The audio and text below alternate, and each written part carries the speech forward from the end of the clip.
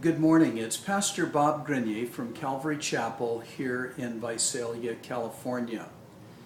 There are several things that come down from God. They come from heaven into the lives of His children.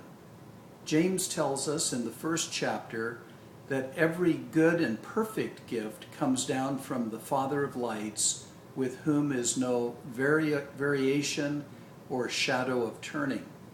The reason James was telling us this is because there was a false notion that the Lord would do things like tempt us to sin and so on. And James says, oh no, the Lord gives us good and perfect gifts. They come down from Him. They benefit our lives rather than lead us into temptation or destruction.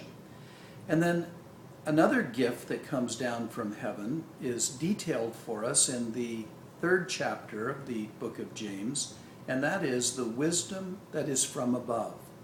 James goes on to describe that wisdom with 8 specific definitions.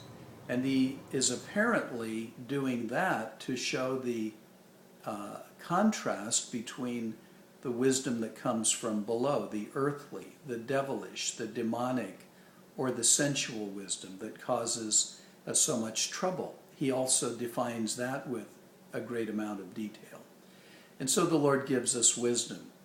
And then finally, in the 5th chapter, James relates an incident in the life of Elijah the prophet, where he prayed, and from heaven there came rain upon the earth, and that rain produced the fruit on the earth.